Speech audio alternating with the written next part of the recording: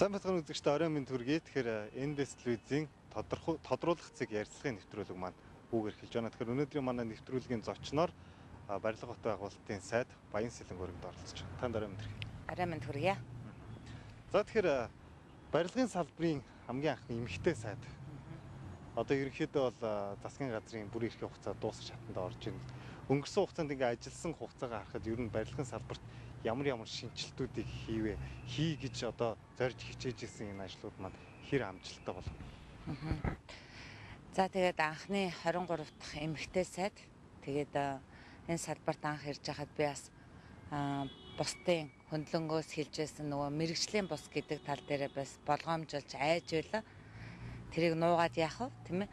Хамгийн гол нь би энэ салбарт тодорхой намын бодлогоор за надад итгэсэн итгэл, намайг дэмжсэн хүмүүсийн одоо тэр зүтгэлийг хөсөрдүүлэхгүй ажиллах юмсан гэж хичээсэн.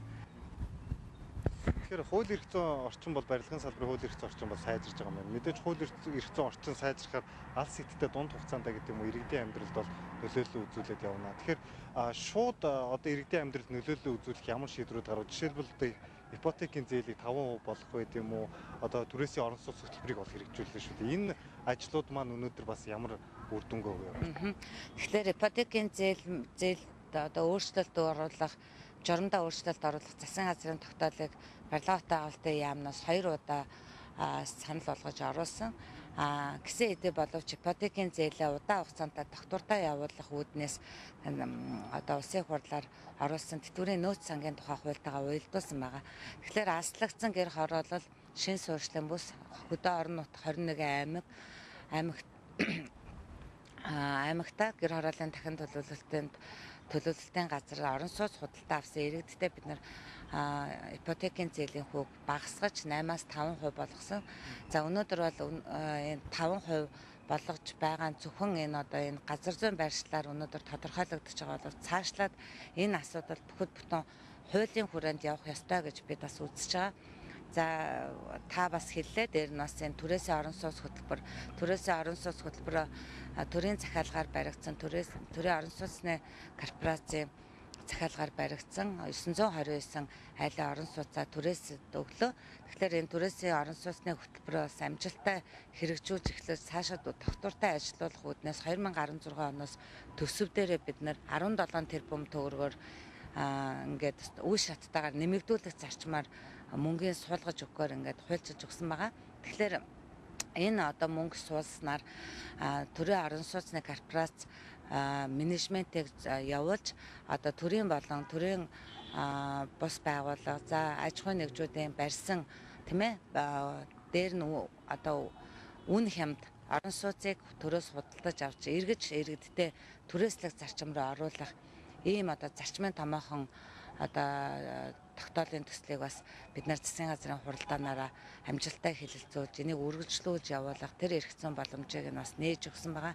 Одоо өнөөдөр гэр хорооллын дахин төлөвлөлт буюу одоо манай барилга хот байгуулалтын яамны захиалгаар хийгдсэн 7 дугаар хорооллын гэр хорооллын дахин төлөвлөлтийн 720 айлын орон сууцаа бид засгийн газартай санал солилцоод ялангуяа сангийн яамтаас санал аваад эхний ээлжинд бас 720 айлынхаа боломжтой одоо тэр орон сууцыг тийм ээ бид нэр өөрсдийн санхүү нөөц бололцоонд тулгуурлаад түрээслэх зарчим руу оруулах гэж байна. Тэгээ энэ асуудал бас эх 7 хоногоос шийдэгдэх байхаа гэдэг ийм итгэл бас дүүрэн байна. Тэгэхээр барилгын салбар бол маш одоо гол амжилтаар дүүрэн байна. Тэгэхээр ер нь одоо бол сонгууль ортод улс төрийн нөхцөл байдал нэлээд ширүүсэх хандлагатай болж байна л да тийм ээ. Тэгэхээр одоо танаа намын хувьд тийм ээ Монгол Ард Хувьсгалт намын хувьд одоо нөхцөл байдал ямар вэ? Нийх хоёр даргаыг замун Эрдэнэ жамыг бас нэр дэвшүүлэхгүй гэсэн иймэрхүү яриа явж байна. Энэ дээр нь холбогдуулаад Монгол Ард Хувьсгалт намаас нэр дэвшиж байгаа 76 гишүүн бас үргэлжлэн зарлана гэсэн мэдээлэл бол нийгмийн дунд явж байна л. Тэгэхээр энэ одоо хэр бодиттой мэдээллийн ер нь одоо үнэхээр дэвшүүлэхгүй бол үсгэлэн зарлаад цаашдаа бас ямар тэмцлийн арга хэлбэрийг сонгоод явах юм бэ? Тэгээ өнөөдөр бас энэ үсгэлэн зарлана гэдэг бол энэ бол тэмцлийн хурц хэлбэр шүү дээ. Бид нар аргаа барсандаа энэ хууль хүчний байгууллагуудын энэ улс төрчдийн захиалгаар хийж байгаа энэ яваргүй үйлдэлийг бид нар таслан зогсоох хамгийн том одоо тэмцэл маань л энэ болж хувирч байгаа. Бид нар өнөөдрийг хүртэл бол зөвшөөрлөж, ойлголцож, санал солилцож, асуудлаа шийдвэрлэх гэж олон удаа ингээд уулзалт яриа хэлцээр тийм ээ хамтран ажиллаж байгаа намуудын хооронд мөн дээр нь энэ цагдаагийн байгууллагаас ирүүлж байгаа энэ ял шийтгэлтэй холбоотой асуудлууд дээр бид нар удаа дараа санал гаргаж өгсөн боловч энэ асуудал үнэхээр одоо зөвхөн манай нам дээр энэ асуудал хаалттай байгаа. Өөрөөр хэлбэл манай намын дэд дарга Эрдэнэ Жаманд намын дарга Инх Баяр нарыг одоо ял шийтгэлтэй байх хугацаанд дуусаагүй гэдэг энэ эрүүгийн хуулийн 78 дугаар зүйлд заасан хугацаа ял шийтгэлтэй тооцох хугацаа дуусаагүй гэдэг энэ үндслээр өнөөдөр сонгуульд оролцуулахгүй байх бүхий л замыг одоо эрэлхийлж байна. Тэгэхээр энэ өөрөө эрүүгийн хуулийн 78 дугаар зүйл маань өршөөлийн тухай хуулиараа бид нар хүчингү болгоцсон, тийм ээ хэрэгсгүй болгоцсон ийм өршөөл үзүүлсэн заалт байгаа байхгүй. Тэгтэл өнөөдөр энэ одоо зүйлийг өршөөлт хамрагдаагүй гэдэг ийм одоо тайлбартайгаар бидний одоо хүмүүсийг намын нөхдүүдийн маань ингэж сонгуульд оролцуулахгүй байлгана гэдэг нь өөрөө энэ улс төрийн шалтгаантай байгаамаа. Энийг бас бид нар ард түмэндээ төдийлөн бас хэлж чадахгүй байна. Яагаад гэвэл хил мэдээлэлээр энэ мэдээлэл маань төдийлөн хүрч чадахгүй байгаа учраас бид одоо энэ олон нийтийн анхаарлыг тийм ээ энэ сонгуул шударга явж чадахгүй юу гэдэг дээр одооноос эргэлзэж байгаа учраас олон нийтийн анхаарлыг хандуулъя. Дээрээс нь энэ ерөнхийлөгч тийм ээ ерөнхий сайдад энэ асуудлуудыг тавья.